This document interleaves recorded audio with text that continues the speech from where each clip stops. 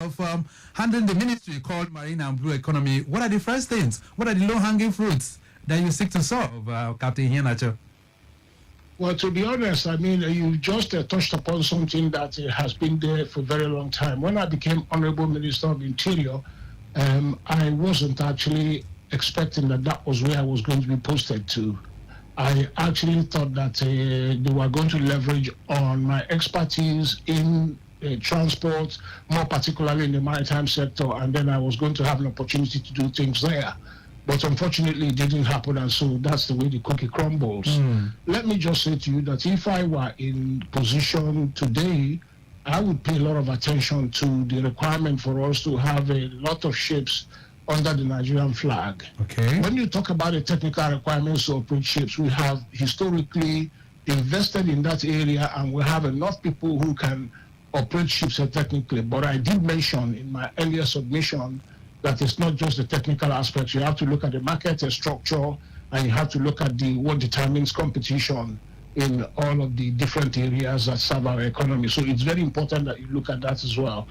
So the ports, of course, I can see that they are already doing things because they've set aside a budget of about $1 billion, as I understand it, for revamping port infrastructure. That's I think right. that part of the revamping would involve building new ports and also upgrading old ports that are there. So things are being done, but I think they could actually be speeded up a little bit, and we could be a little bit more focused on measurable indices of performance in those areas. All right, then Lagos Traffic Radio 96.1 FM, chatting the pathway for development of shipping in Nigeria is our focus this morning. And Captain Emmanuel Iheanacho, who is former Minister for the Interior, also Chairman Genesis Worldwide Shipping Services, is taking us to the classroom this beautiful Wednesday morning. We're going to take a short break right now, but when we return, he's talking about the ability for us to really be a player in the shipping sector. Before now, we used to have a national carrier. That was the NSSL, the Nigerian National Shipping Line, that went defunct several years ago. And up to today, we've never had a replacement. So what are the criteria? What do we need to really get that sector really thriving again? At the moment, the industry is dominated by foreign players. What are the recommendations of Captain Iheanacho for us to turn the dice in our favor? These are many more we're reflecting on, plus your own input as well, but that will be after this break.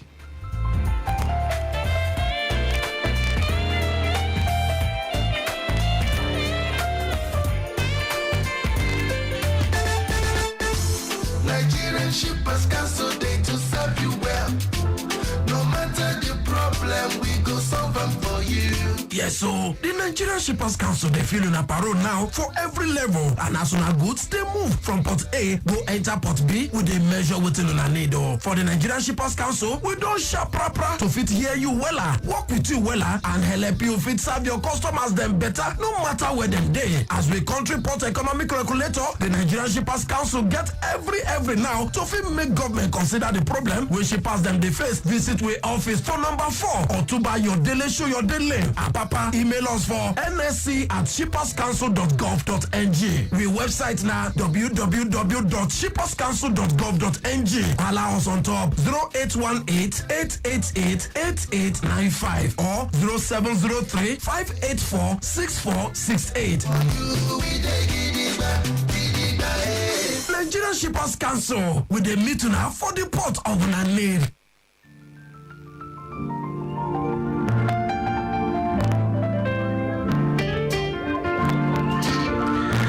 Traffic Radio 96.1 FM. My time today is the program, and I still have with me on the line this morning Captain Emmanuel Iheanacho, who's guesting. He's taking us to the classroom. We did tell you, making that journey inwards Lagos on the Lagos-Ibadan Expressway is still looking very good. All right, so the flash update for that embedment at Olowu inwards Ikeja, it's a falling articulated vehicle.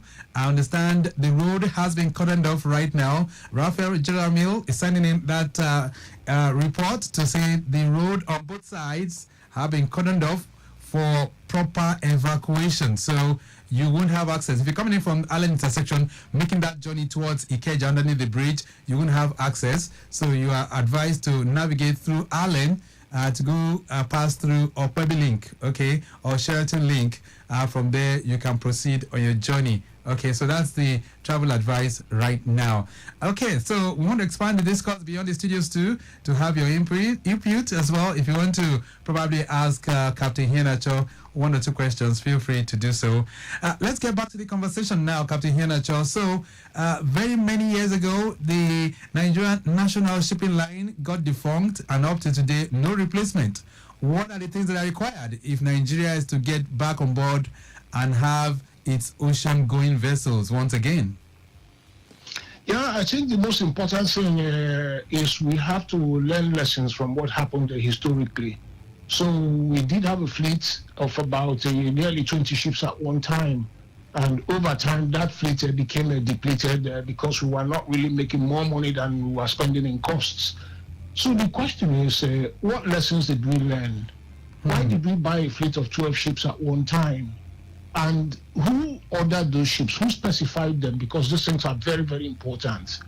You know, politicians are very good at saying, yes, these ships, we bought them, 12 of them, and they've gone. Then you ask the question, who bought those ships? And why did the person who specified the ships in the first instance abandon them on the blocks? Because the shipping industry is very dynamic. Technology is changing all the time. Right. So you might order a type of ship with a type of shape, with a type of engine, with a type of consumption. But over time, the variables that really impact upon the cost of running ships change. And as those things change, then the person who ordered the 12 ships will no longer want them, and he will put them on the blocks and say, okay, we're going to sell them. So if you don't know much about these things, you will run up there and buy them, because to you, one ship is interchangeable for the other, but really that's not the case. So should Nigeria have its own national carrier at this time? Nigeria doesn't have a national carrier because Nigeria has to develop one. Nigeria has to develop one, keeping in mind the structure of its trade. We have a very large trade in containers going out and going in. What is the trend in terms of a ship size and ship structures? The container vessels are becoming larger so that the benefits of economies of scale are realized in operating some of these ships. Can we build these ships?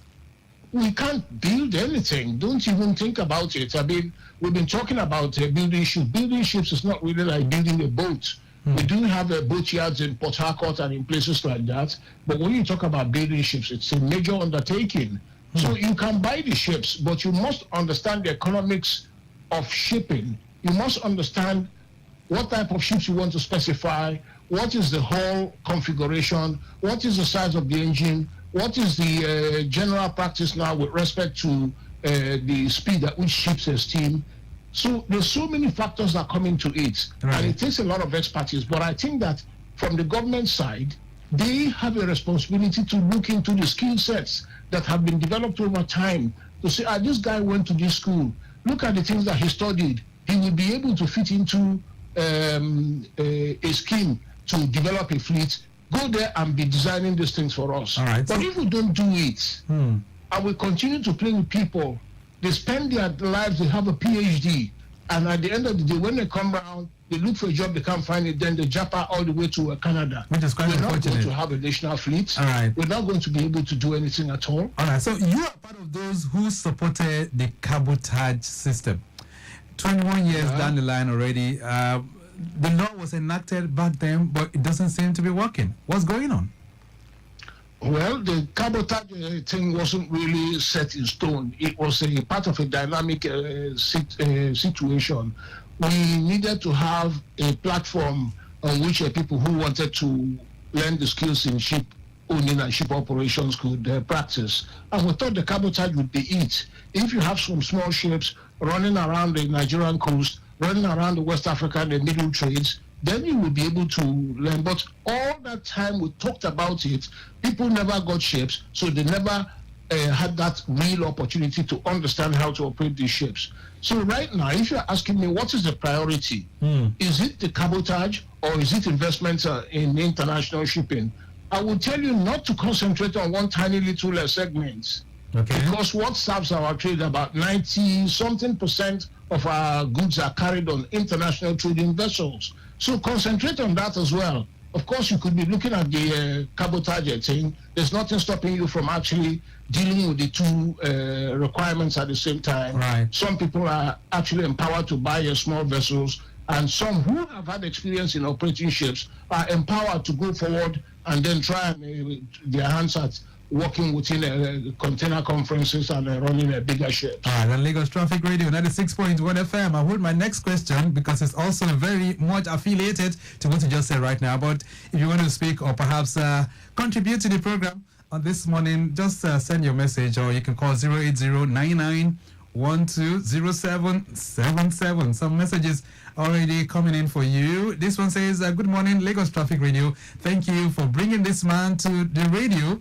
When we talk about professionals with the right mental and intellectual capacities, the country is certainly not in short supply, but it's putting in place the modalities that will make things work, that keeps us hanging in the balance. I wish Nigeria the best in this sector. This is Afolabi from Mile 2 who's sending this one in. Thank you so much, Afolabi, for your contribution. This one says, hello, Victor. This man is a true professional.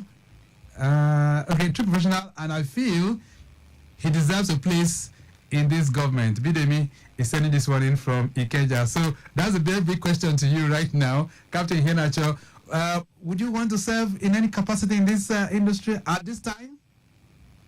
Well, of course, once there is life, as long as we are alive, there is a hope.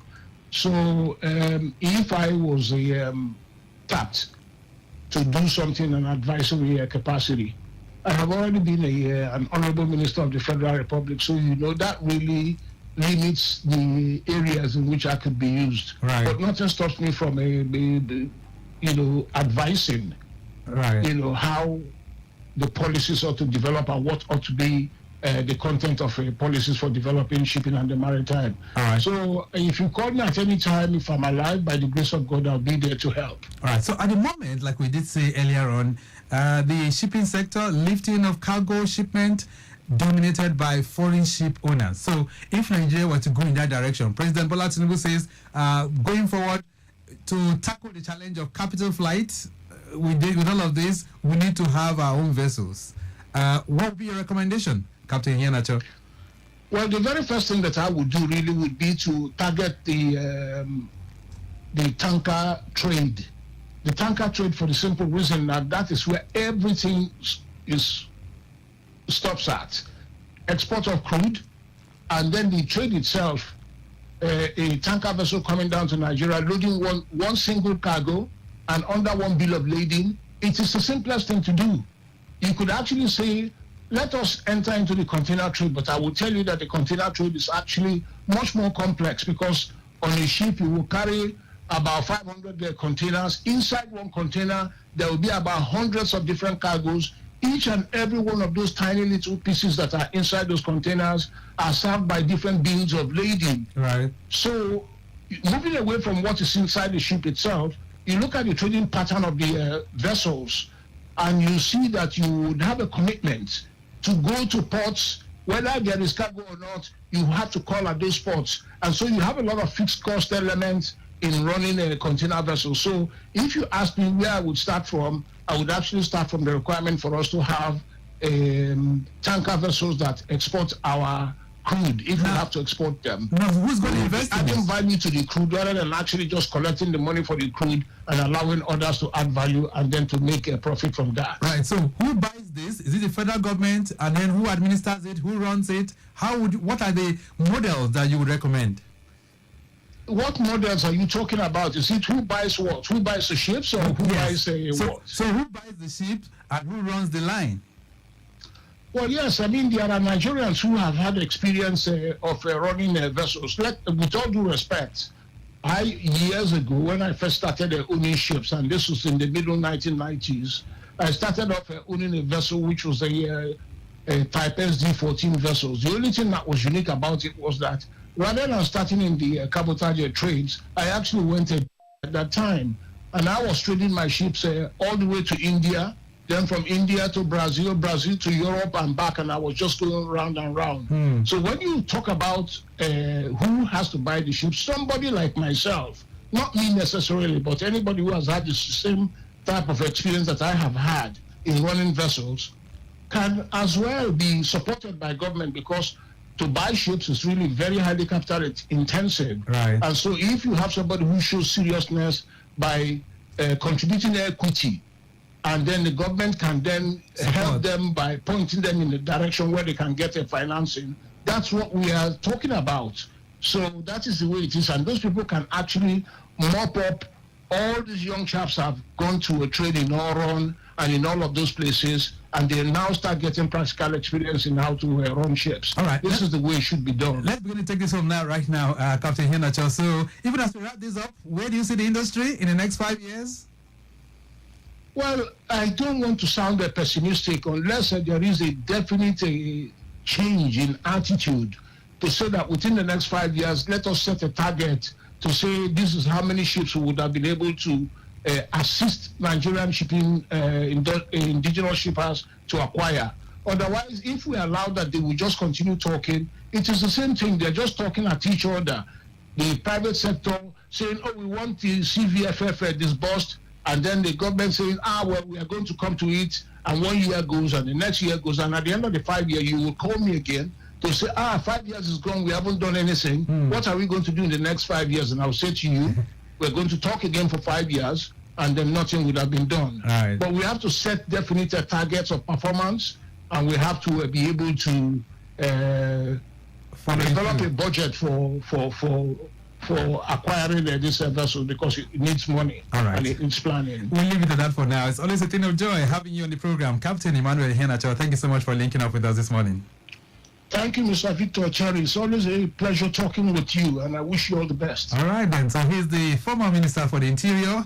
Currently, he's Chairman, Genesis Worldwide Shipping Services, and we've been able, in our own little way, to chart the pathway for the development of shipping in Nigeria. We have to go. The program has been produced by Dayo Anthony. Maximum thanks to Rebecca Adamu, who's Assistant Director of Public Relations for the Nigeria Shippers Council. Not forgetting Barrister Pius Akuta, who's the Executive Secretary, for making this conversation possible. You can connect with the Shippers Council on all their platforms at NG Shippers. My name is Victor Oteri. Have a great day.